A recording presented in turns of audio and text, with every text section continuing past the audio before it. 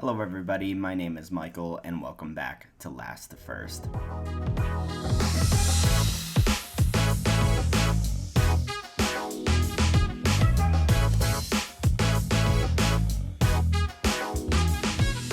Round 2 of the 2024 season has come and gone, and the end of the Saudi Arabian Grand Prix is here.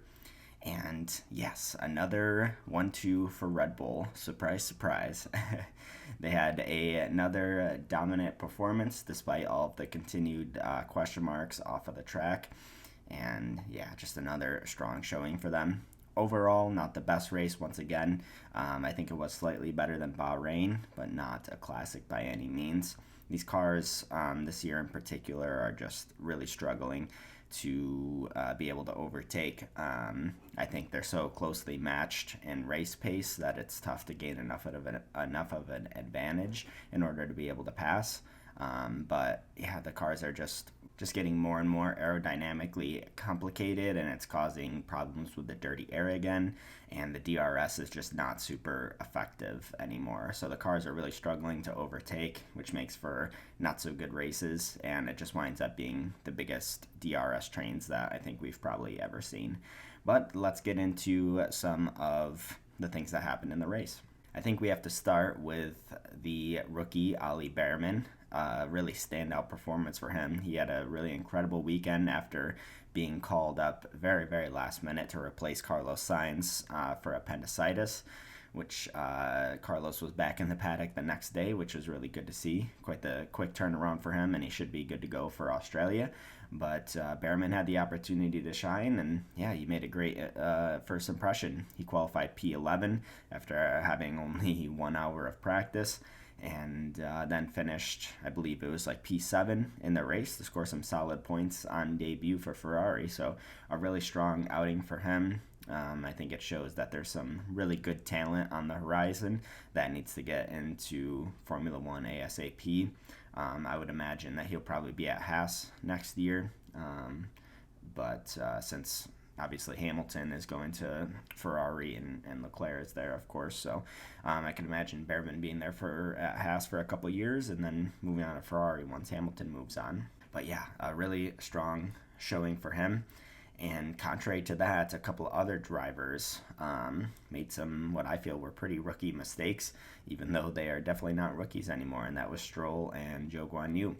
At different points in the weekend, they both managed to hit the inside wall and crash out of the race and practice. And in a track like this, with how much pressure there is, it's definitely not a mistake that can be happening for some of these drivers who are looking to make good impressions, particularly Stroll, with how much experience he has now. I guess it was just a lapse of confidence, hit the inside wall in the race and completely ruined the race. And yeah, it didn't even seem like he cared, to be honest. He was just like, yeah, crashed, I'm out, that's it. I don't think he really cares to be there so much by the sounds of it. I don't think it matters to him what the result is, which is unfortunate, but thankfully he was all okay after all that. But yeah, a rookie mistake from Stroll.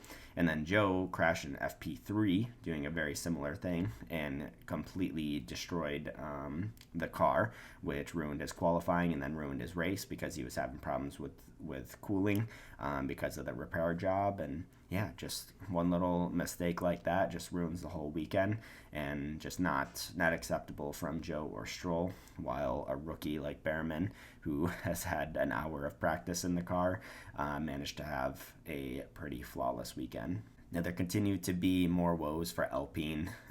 It's not looking so good for them just the farther and farther we go into the season. Gasly immediately had a gearbox problem and had to retire. Ocon had a decently strong race given the pace of the car, but he just got stuck in a DRS train.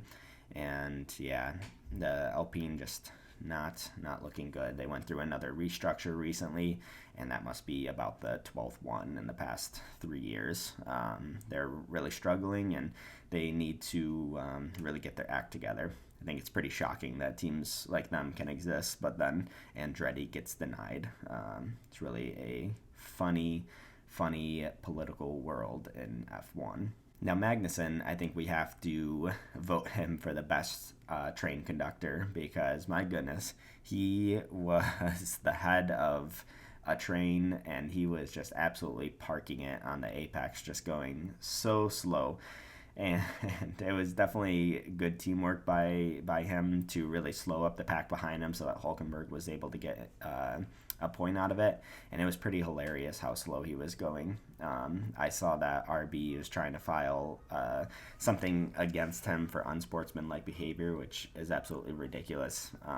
He was just playing the game and did a good job, and the other car should have been able to pass him if he was going that slow. So it was pretty hilarious how long he was heading up that train, and really saved Haas from, or allowed them to get a point. However, he was only in that position because Magnussen had an absolute shocker of a race, getting two separate 10-second penalties. So he just completely ruined his race, but then managed to save Hulkenberg. So he was a bit of a martyr for the team this weekend. But overall, it probably worked out good because I doubt Haas would have got a double point score anyways. Now, I wanted to mention Ricciardo because he is not having a very good start to the season, and it's exactly the opposite of what he needs to be doing if he wants to get a Red Bull seat for next year or beyond. Perez is having the perfect start to the season for him. He's got 2 second-place finishes and has had 2 strong races and is doing exactly what Red Bull need him to do. And on the contrary, Ricciardo is getting shown up by Tsunoda, not handedly, but he is getting shown up by him and not outperforming Tsunoda. He really needs to be absolutely crushing Tsunoda, but instead he's near last, a lap down, just really struggling, and it's not going to be good enough for Ricciardo if he wants to have any hope of having a chance at that Red Bull seat. Ricciardo definitely needs to turn his fortunes around, and he needs to hope that Perez starts having a slump for the rest of the season. So overall, not the most exciting race. Hopefully Australia in a couple weeks' time will bring up some mayhem like it did last year. Not typically the best track for overtaking or the best track that produces the best races, but sometimes there is some chaos there, so we can only hope for the best, that it will be a better race weekend in a couple weeks' time. But let's go into some of my driver ratings for the Saudi Arabian Grand Prix. Starting with Verstappen, got to give him another 10 out of 10. Another flawless performance. The only thing he missed was the Grand Slam and the extra point, but how can you fault him for that? He got pole and won the race very easily, and very dominantly. So another 10 out of 10 for Verstappen.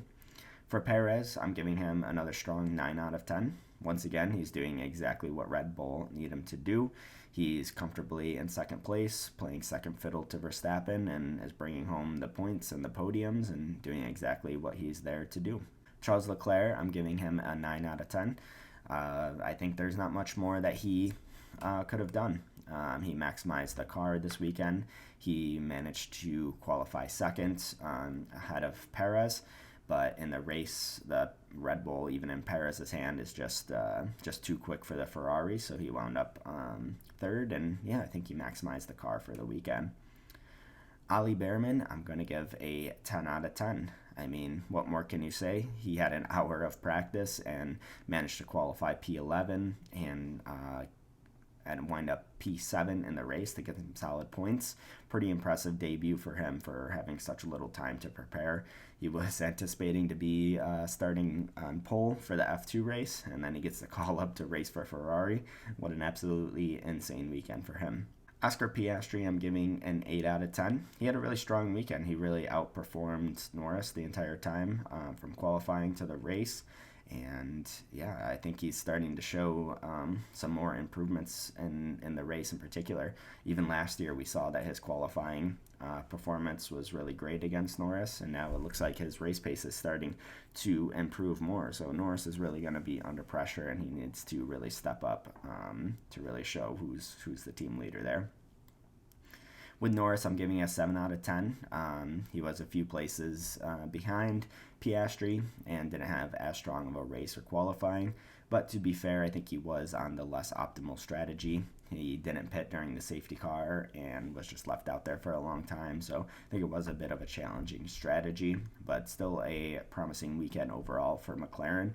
It was absolutely insane how much time they were making up compared to Mercedes in some of those S sections. You could see as soon as they hit that, they just danced off into the distance ahead of Mercedes. They were gaining 6, 7, 8 tenths of a second just in that one little section alone. It was insane. Moving on to Mercedes with Hamilton. Again, another weekend for Hamilton and Mercedes in general. I'm giving him a 6 out of 10. He wound up P11 and just really struggled for any type of pace. Wasn't able to make any progress in the race, and overall pretty disappointing. Russell, I'm giving a 7 out of 10. He had a slightly stronger race and weekend overall, once again, than Hamilton. But yeah, Mercedes, for as much hope as they were surprisingly showing at the end preseason testing, it's not coming to fruition so far.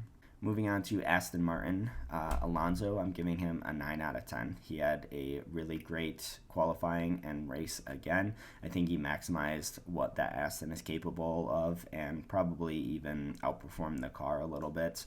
The Aston definitely seems a lot quicker in qualifying trim than when it gets to the race. Definitely goes back in the order, but I think he managed to do a really strong showing to get P5 ahead of the McLarens, who I don't think he really should have been ahead of. So great race from Alonso. Stroll, pretty disappointed with him. I'm giving him a 3 out of 10. He just made a silly rookie mistake hitting the inside of the wall there and then crashed out. And yeah, I just don't think that's acceptable at that level. Not a mistake that he should be making, and I don't even think he was too bothered by it at all. So giving him a 3 out of 10. For the Haas pair, starting with Hülkenberg, I'm giving him an 8 out of 10. He's definitely been the stronger of the two Haas drivers this year so far. And yeah, he scored the solitary points for Haas and is just showing good pace overall. Magnussen, I'm giving him right down the middle at a 5 out of 10. And that's because I think he has two offsetting things. One, he played the best team game by slowing up the pack and letting Hülkenberg get that point. But then he also had 20 seconds worth of penalties that were all his mistakes.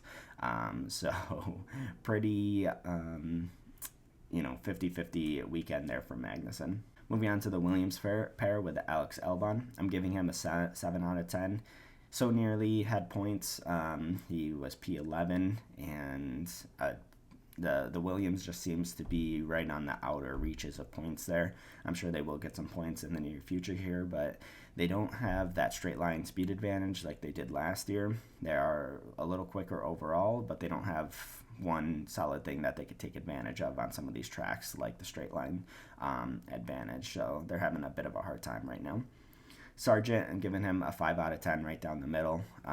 He wasn't last, still got handedly beat by his teammate. Just kind of right down the middle for him. The Alpine pair are a bit hard to grade because the car is so not so good. Ocon, I'm giving him a 6 out of 10. I think he did what he could with the car. It didn't feel like a standout performance, but it didn't feel like a terrible performance. That car just is towards the back of the grid, and there's only so much he can do, I think. Gasly, I'm giving him a 5 out of 10 just because you can't really grade him.